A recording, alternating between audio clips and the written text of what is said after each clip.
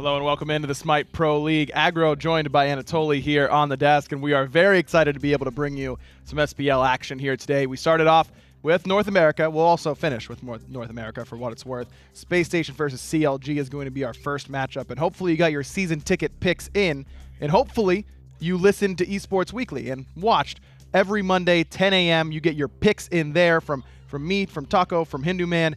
And Toly, you feature in, I think, the most exciting way for the fans at home. Save the best for last, obviously, and that's where every I come time. In, always at the end of the show. But week number 4 in North America, we got two great teams, one on the up and up and the other on the downfall. Yeah, Spacestation continues to look pretty good. They did stumble against Splice pretty recently, but CLG has really struggled overall. As we take a look at the standings, you see Spacestation is up there in that second position, 4 and 2 thus far. CLG, the opposite, just 2 and 4, sitting in 5th place. They are with a poor record, but their last week's performance was pretty solid, I would say, taking the victory over Luminosity in week 3 and Splice, but then barely not able to beat it over Trifecta. Still had a wonderful performance, however. Only -2, I believe, in their plus-minus, so you can tell these sets have been close for them. They just haven't been able to quite find the victory. As you mentioned, Trifecta bested them on Wednesday. Our second matchup today will be E United versus Luminosity. The top versus the bottom. You expected E United to continue their dominance there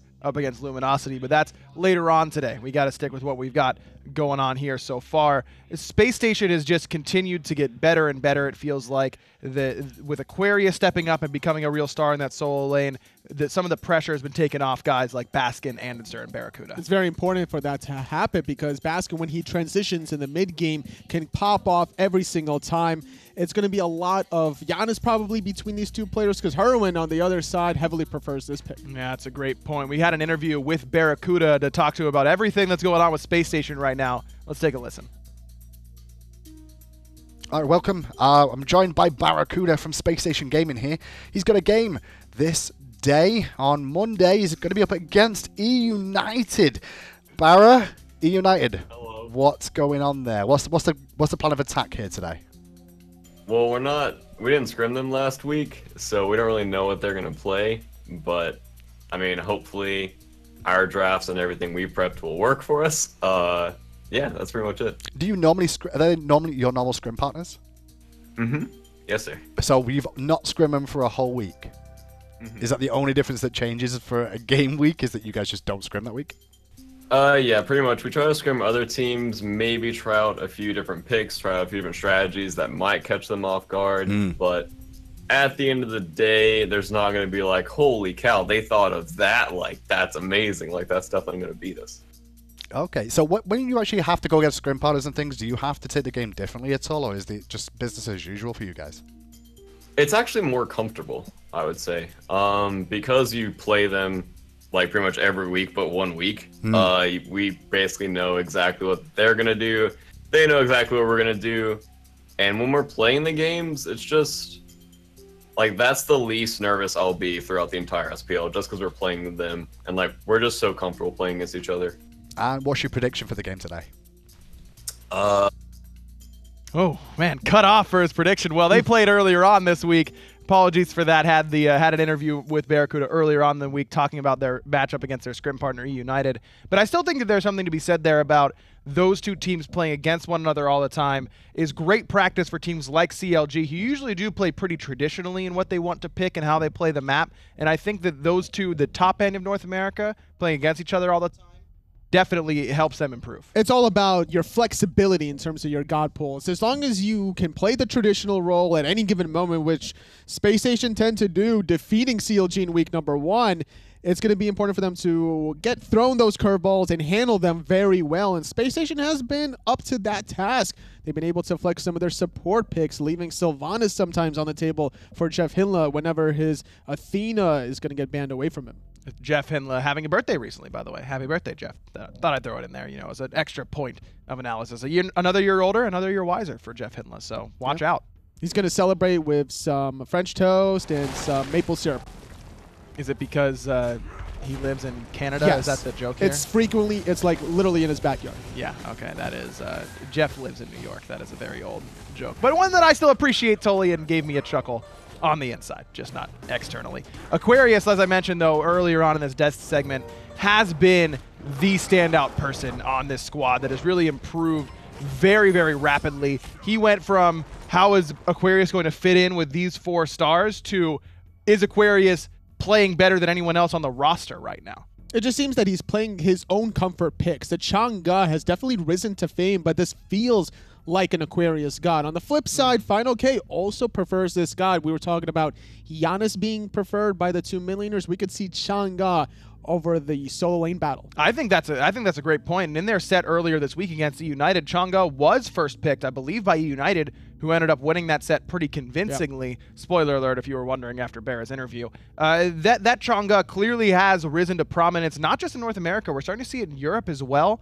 What about this pick makes it so successful in the solo lane? A lot of players haven't really faced her that much in the later version of Season 4, but now in Season 5 with the healers kind of risen to fame, with more attention in the mid lane and the dual lane, some solo lane flexibility where you could just kind of sit there, farm for as long as you want to. Chang'e can definitely do that with a passive bunny. The bunny is definitely what enables the solo laner flexibility of having the Chang'e, and a lot of safety because you don't necessarily have to back as frequently as your opposition. And both of these players are very comfortable with the pick, so much so that they'll lock it in even if there's an Odin on the table. Yeah, every time the Odin comes out, it hasn't really worked out too well against that Chang'e, as you mentioned. fineokay in that solo lane has also picked this quite a bit, but it was certainly started by Aquarius and saw the most success with Aquarius, but Fine has seen his own level of success. I think that despite CLG's struggles, fineokay has likely been their most consistent performer throughout this summer split, and finding team victories is obviously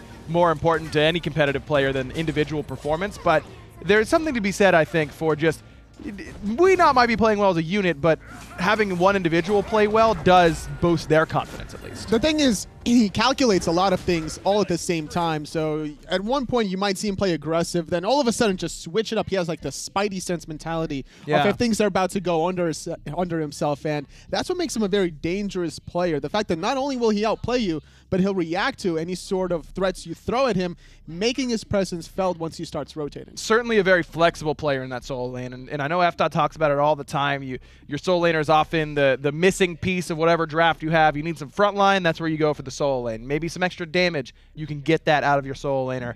Well, let's see what CLG gets out of fineokay this match. He'll have his hands full against Aquarius as we head right into picks and bans for game number 1. Spacestation will have their first selection, which means that I wouldn't be surprised if we saw CLG ban Chang'e. It could very well be the case. First pick will try to go for it, so it's up to the second team to ban that away. Unless they leave some other options, knowing Jigz, he might want to get his Terra. So if they want the Terra for Jigz, they might leave Chang'e open for Aquarius. CLG has definitely taken some notes, I think, from the way that Spacestation plays, as well as the United, because those two teams are very similar.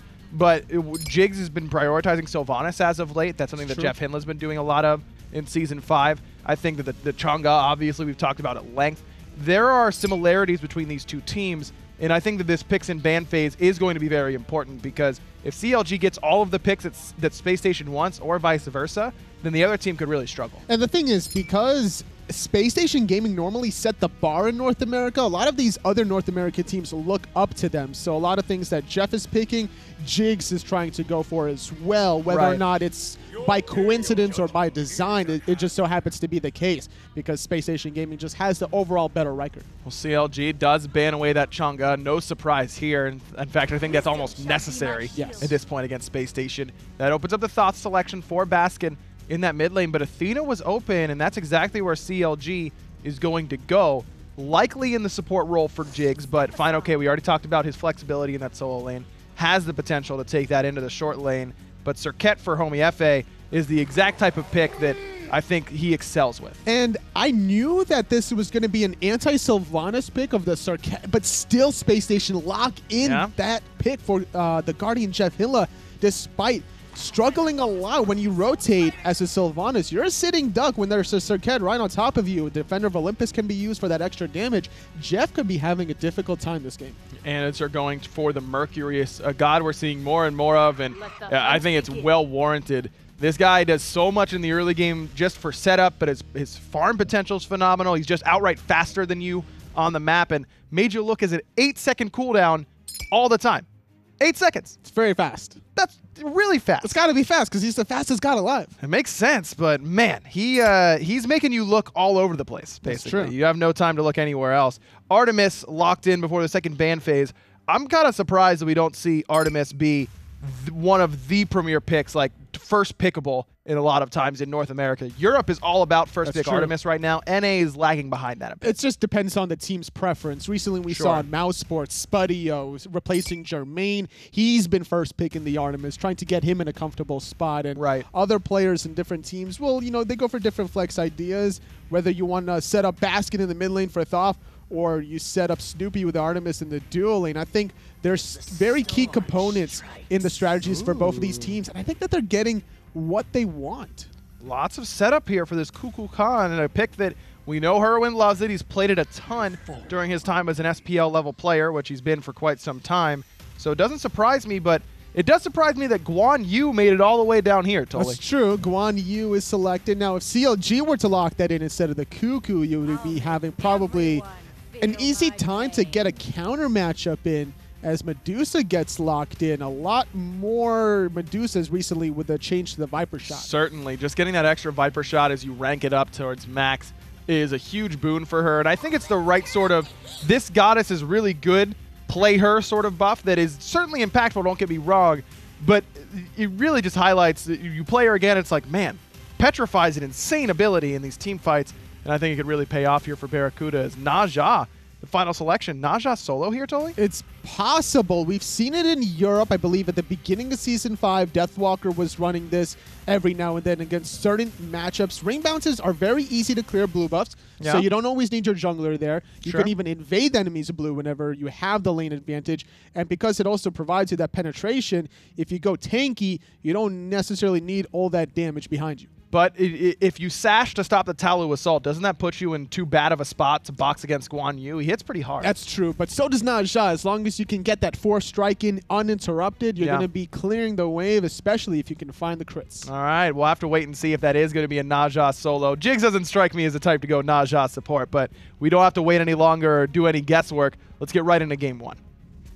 Thanks a lot, friends. Tom and Taco here standing by to bring you the Smite Pro Leagues this afternoon. Spacestation Gaming has a luxury, just a beautiful draft. I'm like leaving. I like it so much. But they've got such a great draft, and the answer is Kukulkan and solo, maybe Serqet or Naja. I'm not getting this. I see the pressure aspect from the solo lane. I'm not really that opposed to having a solo Naja, and that's what I'm expecting, by the way. I'm not really expecting this to be solo Serqet. That feels a little bit iffy, but I wouldn't put it past CLG at the same time, so I don't want to rule it out entirely because you never really know. Caster's Curse does have a tendency to come back to haunt me, but I just have some concerns, definitely, for Hurriwind on that Kukulkan, because one thing about Mercury is you've got the 2-shot potential in the late game, and ideally you want to think as a Kukulkan, well, perfect, Mercury has to stand on top of me, I drop my tornado, I use my slow, he gets hit by the ultimate, yada yada yada, everybody's happy. Unless he buys Hazen Katana. And in that case, you're just going to be kiting him the whole way through. You're typically going to get the kill onto the Kukulkan around his relic play, around his tornado. So that's going to be very complicated. Got to keep an eye on the mid lane for sure. Game number 1, SSG, CLG on the way, and it will be the solo Naja on fineokay. I like this a little better than the solo Serqet. Serqet, of course, can still do what she wants to do while tanky, so there is a thought process there, but I think she has way too hard of a time clearing the wave, whereas Naja, certainly very, very clean when it comes down to wave clear. And like Ryan mentioned, can interrupt the Talo. fineokay being so versatile as a player, I think, is the main reason why I wouldn't have been surprised to see that Serqet, because you get sort of the technicality behind a counter matchup. I don't want to call it a pure counter, because you do have the Cobra's Kiss, which is useful for interrupting Talo also, and then you have the Last Breath, which is perfect for actually trying to confirm a kill. But the clear would definitely be a problem for the start. Yeah, the clear is tough. But what I like about the Serqet here is that it brings 2 taunts into the game plan with the Kukulkan, who the ultimate, such a big deal. I mean, it's one of the harder hitting abilities in the entire game, and if you taunt somebody into it, they pretty much just die. And notice how Hurriwind positioned himself to where he wanted to openly contest these left mid harpies. Homiefe was able to confirm the right ones by himself, but that means that Hurriwind just misses out entirely, even though Baskin and Andy were forced to split that. Yeah, should be. I don't know if it's cause for concern just yet, but something to keep in mind. Nice pull attempt there coming out from JeffHindla. Not going to find it, though. Mostly for the timers. That's the big thing right now. Level 2 left mid harpies secure between 2 members. Not really that big of a deal. You guys should all still be hitting 3 right around the same time frame anyway. It's mostly about confirming the timers and just seeing whether or not you can contest those rights later on. Jigz able to dash on out of there. Got rooted and almost pulled. Jeff doesn't seem to have the wisps just yet, opting instead for the aggro play on the pull. When you pull at level 2, players definitely get a little surprised there. So Jeff likely upgraded it as he landed a stun to take advantage of it. Medusa, in a way, kind of feels like the modern-day On-Her matchup into Artemis. I feel that. Back in the day, you were so used to seeing On-Her as the counter god to an Artemis because you had the Desert Fury to give you CC immunity and damage during the boar, so you'd be able to avoid the stun and the trapping you, but you couldn't necessarily always beat her in the late game. I feel that now with Medusa's most recent buff to the Viper shot, and her having the ability to channel 4 of those once fully maxed out, on top of the Acid Spray and the Petrify, Medusa has a very similar feeling kit to that On-Her playstyle. Yeah, that's a fun statement because I think that's a very like zoomed out analytical statement. But I get that. Yeah, it really does feel that way. Being able to abuse the ultimate as a CC immunity is so big these days. When you look at, I mean, this is a double taunt. If Jigz tries to taunt you, you're going to want to use your ultimate and get the hell out of there because Hurriwind is going to launch the giant dragon at you. So having that extra set of CC immunity is of the utmost importance, I think, against CLG's composition. I absolutely love what SpaceStation did here from top to bottom. That interaction right there is kind of what we were talking about, the ability of fineokay to shut down that Tallow Assault. What I'm really curious about, Taco, is how is Fino going to build? Is this an assassin, a damage assassin? Is this a tanky Naja? Is this a dead Jigz? The answer is yes. Andinster, first blood. And the pull in onto Snoopy. That's just for the style points after the fact. It doesn't really lead to anything more. It just looks cool. Yep. I mean, got to go for it. Absolutely got to go for it. The damage potency, though, from SpaceStation, I think that's a primary example of it right there. Andy just has a chance to finish off those Warrior Tabine now that he's back to base and gotten the First Blood bounty, which is pretty massive for a boost as a Mercury. Yeah, I mean, he's already got the movement speed and the power, of course, on top of everything. So a nice look there for Andinster. Homiefe not far behind. Also has his boots as well, and part 1 of his second item.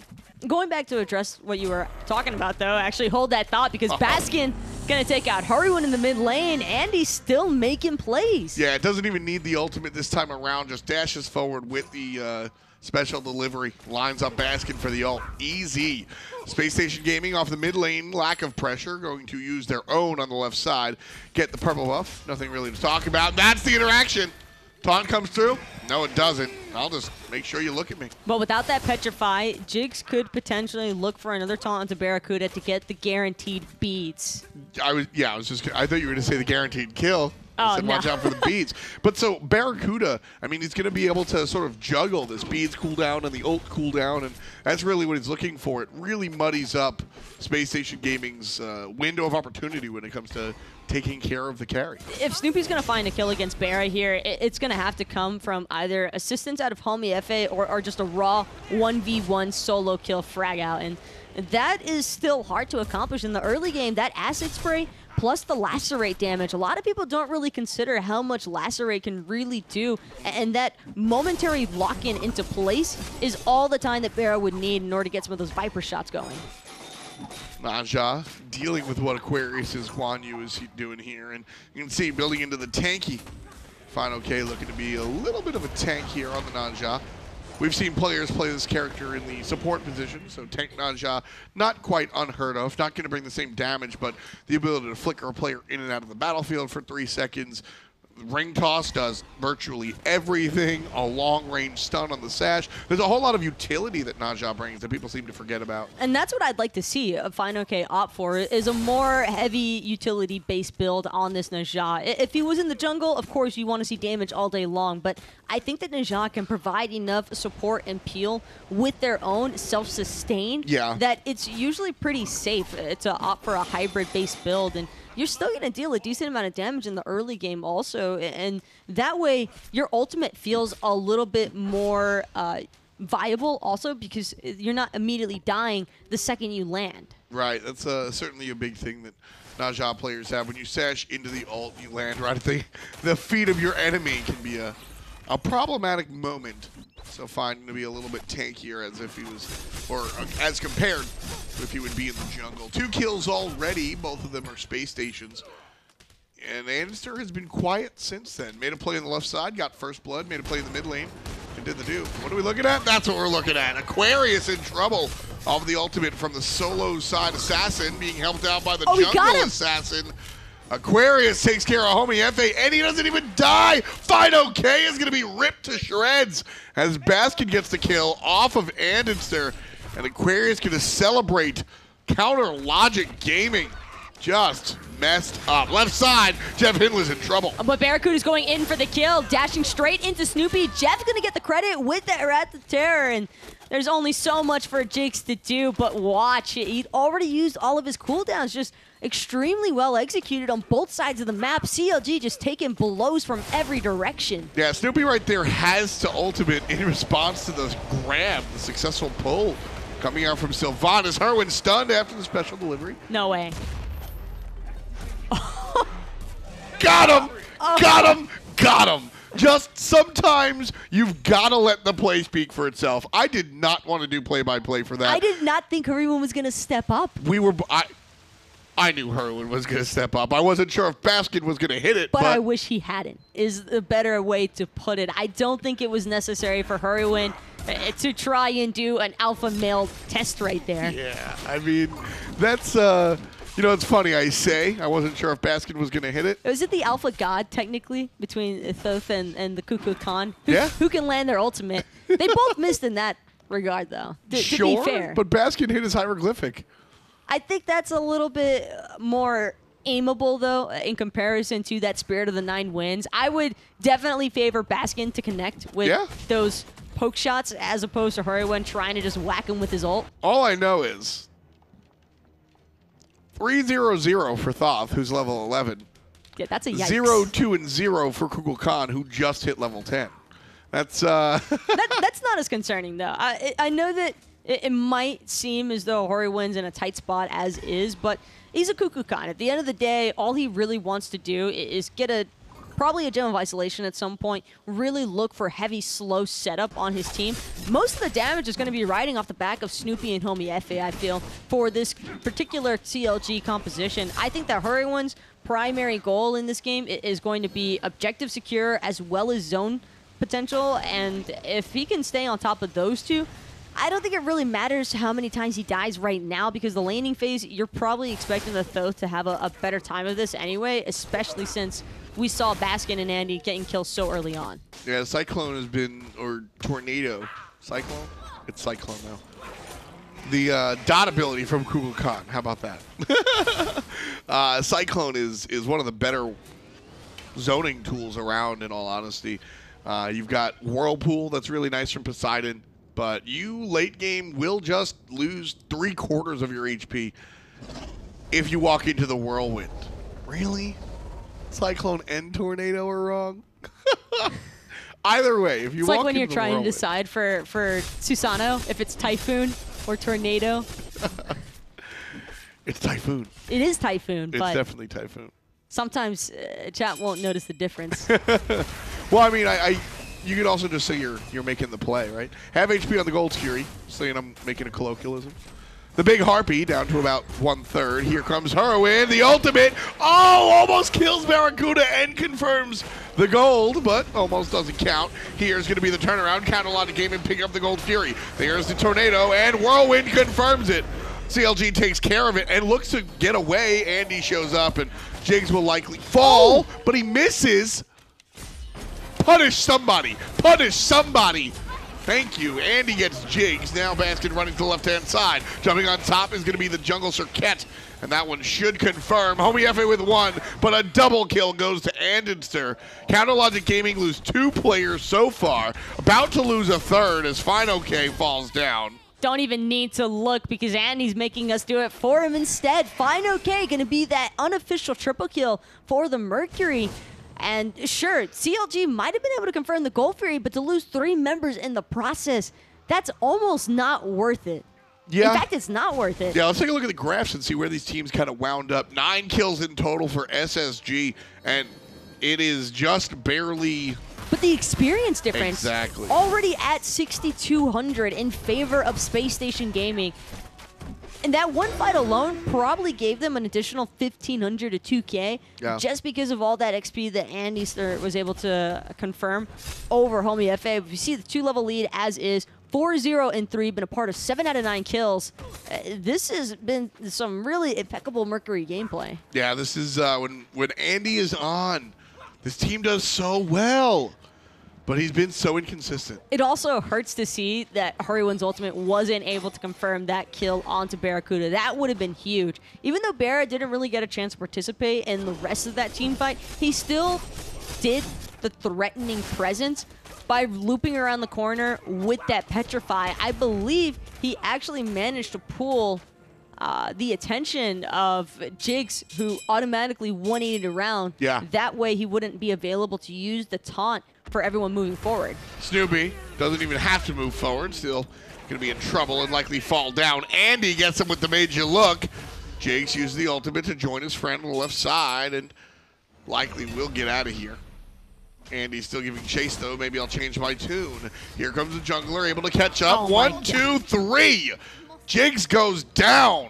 Bang. What? Ouch. Tough. Taco. How? The hasten katana. He can stick to anybody right now. And poor Snoopy, man, even uses the purification beads, but you can't see that coming. No matter how well your map awareness is, Snoopy just has to play burrowed away inside of those jungle corridors and wait until the wave approaches the T1 tower line if he doesn't want to get picked off like that. But speaking of which, just came back out of the base and gobbled up again at his T2 tower line. Do you think this is over?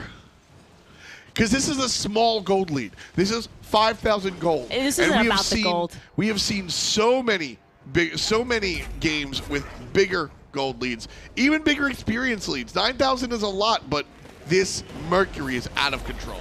Baskin actually goes in after being zoned away. Homiefe gonna fall incredibly low, almost gets it with the final judgment. That would have been way too crazy. Yeah, close but no cigar. Doesn't spend enough time he got it off the ambush jump. Off of the ambush jump. I mean, Baskin, we are very lucky to be able to watch Baskin play our game. I think he is a transcendent talent that few people can match. Is he the best player in the world? I'm not sure. I think that's a much bigger conversation. But he definitely just might be the most talented player in the world. You know what I mean by that distinction? He'll never say that he is. I think that the main reason why I would qualify him as best player in the world is because of the fact that he can play every single role, I feel, at this level. That was the thing for me, was when we had the great North American move to mid lane. We had like 3 or 4 players switch to mid lane. One of them sucked, 2 of them were okay, and Baskin was just a mid laner from minute 1. Like, there wasn't any difference. It was just, you looked at him, and I remember streaming and talking about the game, and a newer fan was like, wait a second, this is his first year as a mid laner? What are you talking about? He didn't believe me that Baskin wasn't a mid laner. It's been a bit of an unreal climb watching Baskin's career over the years, especially when you always have to go back to those Baskin-Robbins 2032 late night rank queues and just having Baskin feed atrociously on your team. I'm talking like the 1 in 16 Thor specials, and just the fact that he clearly never stopped grinding. Yeah. And I can appreciate that in a player. That's a really big deal, I think. He made his Pro League debut with Jeff and BaRRaCCuDDa, if I'm not mistaken, right? Playing over there with these guys. That was his first Pro League debut. I think he was on some smaller teams earlier before that. He's done some subbing before, I want to say. Right. That's like... But as a starter, right? It was for those guys, I'm pretty sure. And just watching him go from a ranked all-star to the Pro League was very interesting. BaRRaCCuDDa now level 14. Doing well, trying to assist his mid laner. Yeah, figure out if I'm wrong. I'm pretty sure I'm wrong, but we'll figure. I'm pretty sure that like it's just really hard to remember. This is like 5 years now in the making. That's the fun part, is that some of these players on the map have been around for all 5 years. That's what it was. The Shadow Q dream. He played with JeffHindla. JeffHindla. You know who Jeff's hunter was at that time? Pain Diviande. No, I'm talking for Baskin back in like 2015. Yeah, that was because that was launch tournament. Jeff and Payne used to lane together before Jeff met up with BaRRaCCuDDa. The Denial days, the brothers Grabowski kept Denial going. Shadow Q and Mace to the face kept the Denial squad going, and they featured Baskin. And then everything went crazy. That was when the roster apocalypse actually happened. That was when roster apocalypse happened after every LAN. People always say roster apocalypse as this like term. Roster apocalypse was a specific event, and that was season 2 to 3. All the teams blew up. Pyromancer gonna blow up. Spacestation Gaming taking that one. fineokay surrounded by 3 SSG members. Has to get on out of there. But right now, 10,000 gold in the lead, or just barely beneath it. 8,300 to be specific. And it's 12 to 1, 18 minutes in. CLGaming trailing by a whole hell of a lot. But for what it's worth, they have a relatively late game team. They have a great team for staying underneath their Phoenixes and their own tower structures and looking to make the defense turnarounds off of that. It is going to be fairly complicated, though, because the ideal situation for CLG would have been for fineokay to be the initiation factor for their team, leave Jigz as the setup man who's just going to go in, pull out the early purification beads, and then fineokay hopefully jump straight in with the sash into the ultimate, and then you've got an immediate setup pick kill for Hurriwind to have waiting at the bottom in those clutches. But that just hasn't been an option for CLG because of how well Spacestation chose to play the early game. And I don't even think that it was necessarily one moment in particular. It was kind of just an explosive blur of just multiple picks by andinster. He has been on fire this game. I agree, Taco. It's just been all the kills wind up, lining up. Andy going to miss his ultimate there and miss the special delivery, so we'll walk away from that. He's pretty upset about that one. That's my fault. If I'm being real, like I'll apologize to Andy in advance for that one, because it was about 10 seconds ago I said, you know, he's been on fire, and then we get that sonic boom. That's the old Andy. Andinster, funny guy. I like his glasses. Baskin mid lane. Jigz could be aggressing, but Jeff's here to play defense. Jeff is trying to play defense. And speaking of Jeff, this Sylvanus pick, he's really stayed true to throughout Season 5. I think it's been a really interesting one. Not too many teams have had the same amount of success, but I think Dartiz and Jeff are probably the primary reasons why anybody even considers Sylvanus nowadays. Yeah, it's interesting. I want to call it a flavor pick because it really depends on the pilot. But at the end of the day, I mean, it's a healing support with a long-range pull. It's great. Fire Giant started and finished. CLGaming couldn't even look. And Spacestation, as they take down the big boy, 10,000 gold in the lead again. This time, actually 10,000 gold in the lead. And looking to stretch that via structures, Spacestation Gaming starting on the Fire Giant side. The entirety of CLG on the left-hand side just now starting to back. No Gold Fury, unfortunately, so they won't even have that to take. andinster threatening with the Sonic Boom. He just wants that charge to let CLG knows it could come flying at them any moment. Nice portal or tornado placement from Kukulkan. I like that. Jake's going to take a little bit of poke. And even though this one might have gotten away from CLG a bit, I can't say that I'm expecting things to go as one-sided in the second match. I think that CLGs just weren't expecting this amount of pressure out of the Mercury choice. Speaking of which, andinster, that means go. Sonic Boom straight into the middle of the Phoenix. And there's the ultimate out of the Hunter and the support. BaRRaCCuDDa going to go to the sky. Keep in mind, this is a tank Najah, so the damage isn't there until Hurry joins the conversation. BaRRaCCuDDa goes down. It's a 1 for none so far. CLG with some good defense. But that's all that they needed to happen. Without BaRRaCCuDDa, Space Station aren't going to try and push this Phoenix.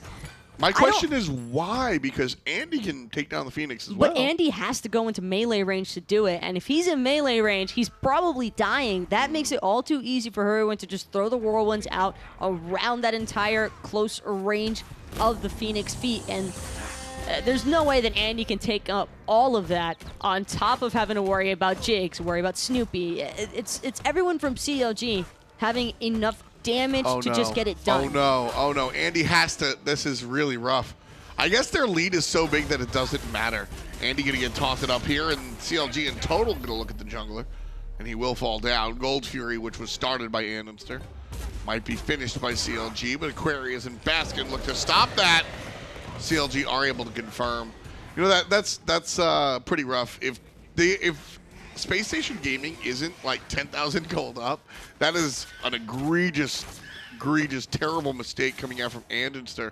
You've got some wiggle room, so you can sort of make that mistake, but bringing it down that low and then just giving it up is not a good feeling. I think that's the only time they can make that mistake, and yeah. I don't know if I would necessarily even call it a mistake so much as it was unfortunate event.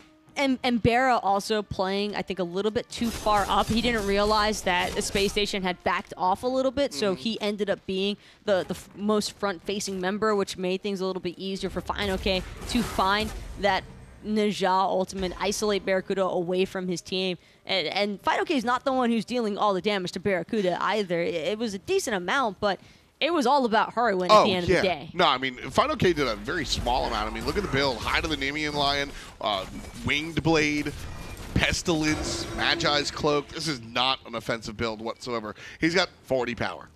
He went full tank pretty much. And on no this Najah. cooldown reduction, which is interesting.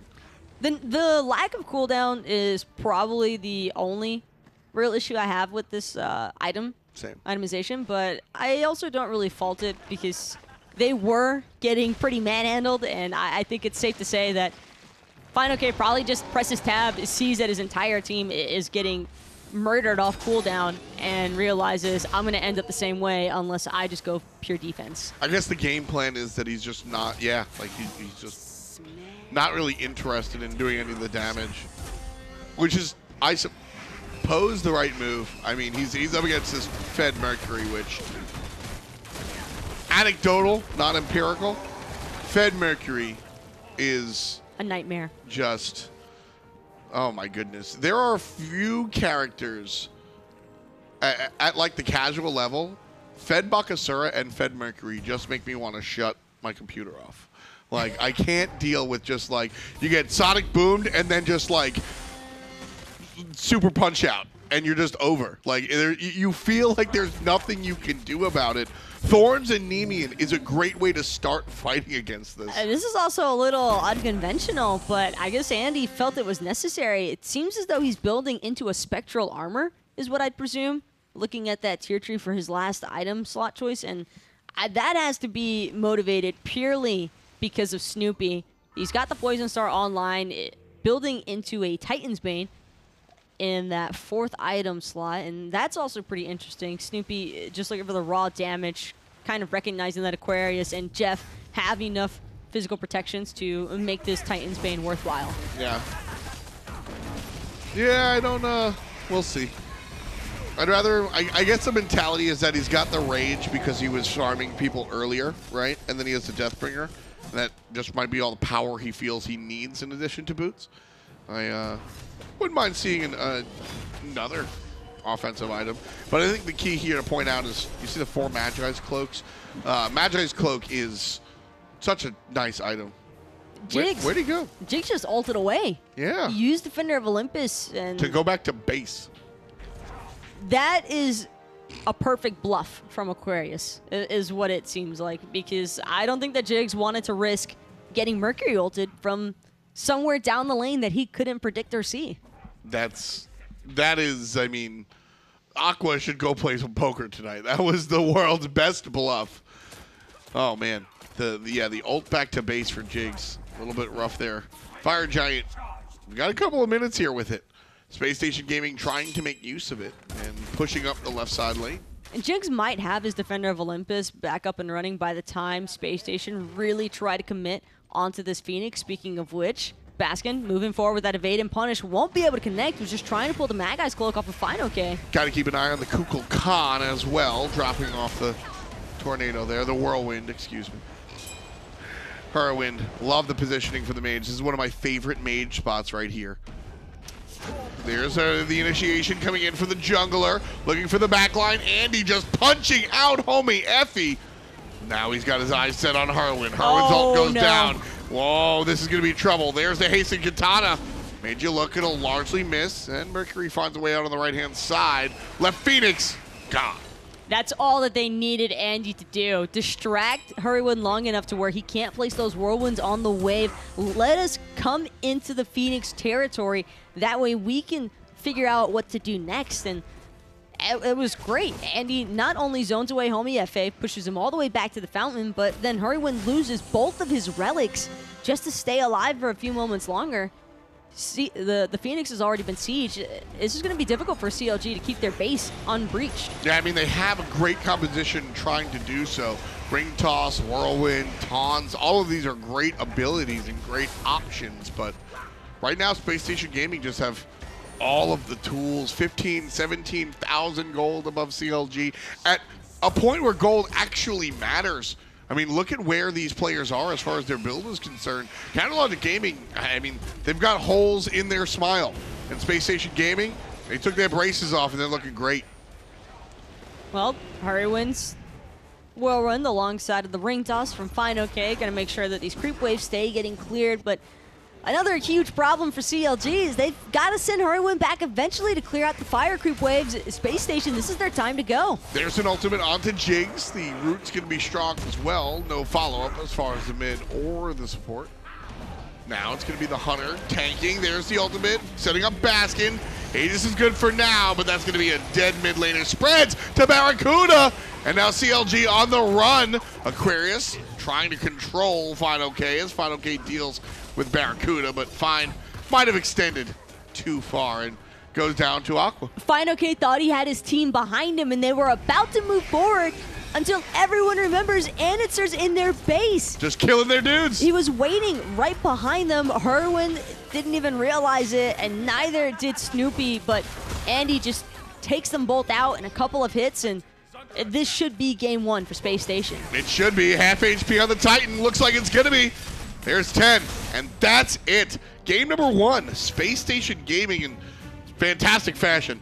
And somebody is buying Andy a drink. But you could see at the end there where a little bit of CLG's composition really started to come to light. I think that given those circumstances, that was probably the best outcome that they could have hoped for. Sure. Had this game been delayed much longer, then you're looking at way more of a 50-50 coin flip for who's going to take it home. But And I mean, that's where strategy comes into play, right? Space Station hit the gas because they knew they had it to win soon.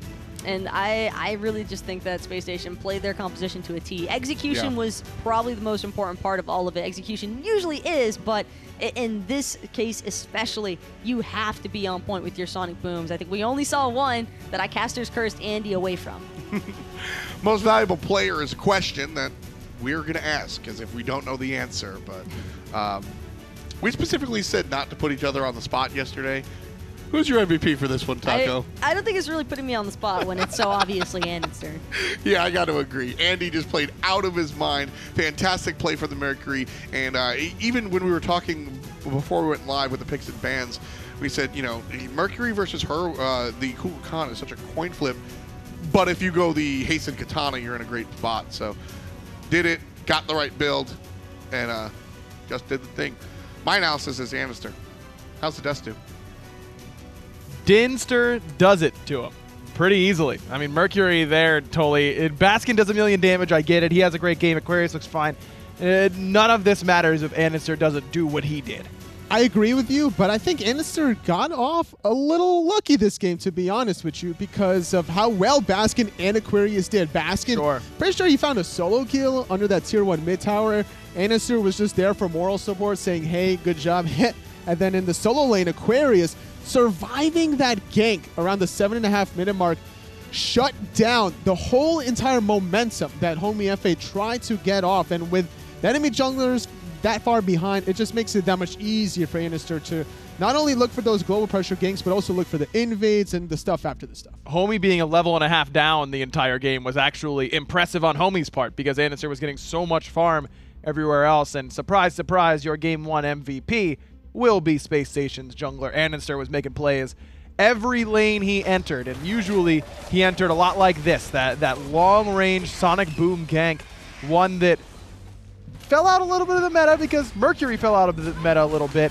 I think everyone's starting to remember exactly how this god does his business, and either from behind or from in front of you, that long-range tower gank is just so hard to stop. That gank in particular, he just barely, narrowly went and hit Jigz and forced that ultimate, rather, on top of the person that he was trying to save. And then he chases him down after with the Hasten Katana. The second item, Hasten Katana, it's such a flavor of the month pickup, depending on how you want to play. It helps you find those kills, but if you don't find those kills, it just gets you behind because now you're lacking the damage of the mage you look. So the fact that andinster did find those kills with pinpoint accuracy on his ultimates made that item look that much better. I think it is an item that is composition dependent. If you feel like you can stick on top of the people on the enemy team, that Hasten Katana works out a lot better. And with gods like Artemis and Athena and Kukulkan, Naja even, you can stick to those gods pretty well with the Hasten Katana, and andinster showing it off how it works. Does he?